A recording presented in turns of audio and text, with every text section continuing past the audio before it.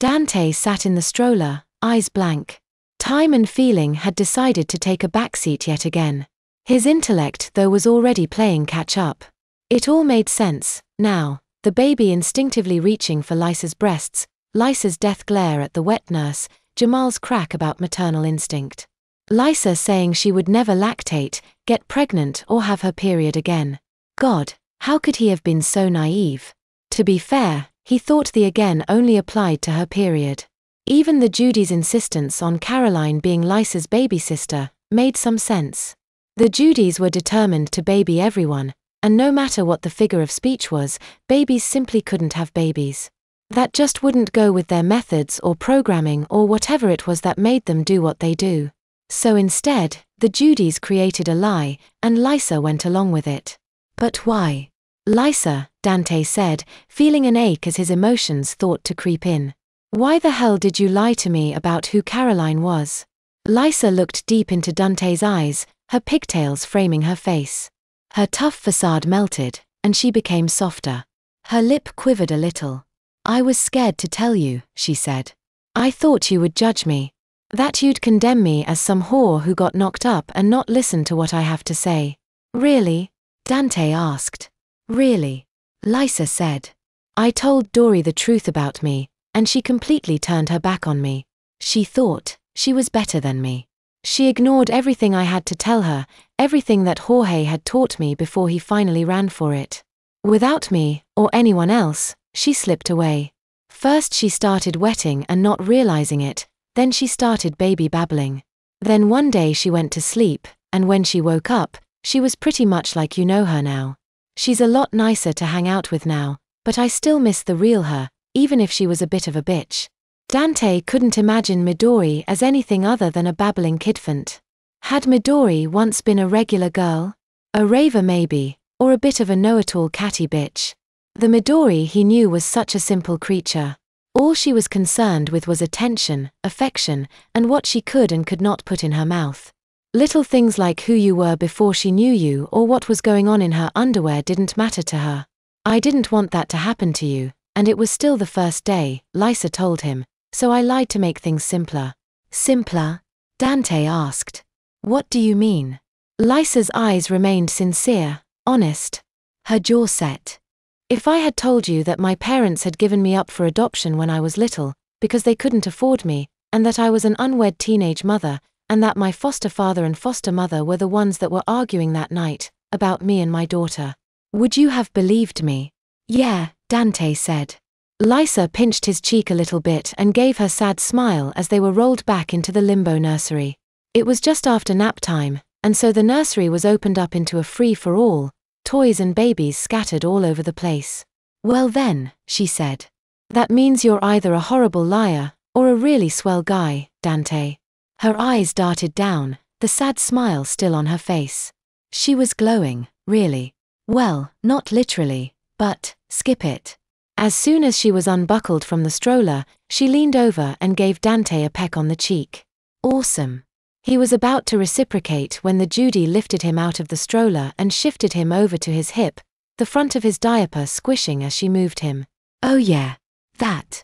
Lysa was helped out of the stroller and crawled away to go play. Dante was carried over to a nearby changing table and was laid on it.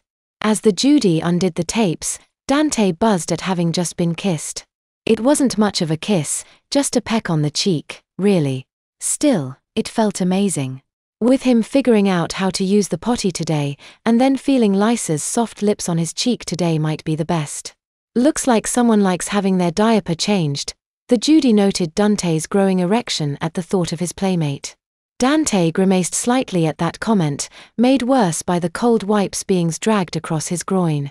He was aroused because a girl that he liked had kissed him, not because he had peed his Pampers. Wait, these weren't Pampers. Not Huggies either. No diaper brand really looked like these things. Cherubs. Angel's Choice. Cushies. No. Who would name a diaper brand that? Wow, Dante, the angel went on, we made it just in time, Bubba. You were this close to leaking. She finished wiping Dante, balled up the used diaper, Bambino. Cuddles. Comfies. Oh skip it. A baby diaper is a baby diaper, and threw it in a nearby trash can. You must be dehydrated, mister. Hold on. Dante could have sworn that not 20 minutes ago, Judy had proclaimed Dante only a little wet.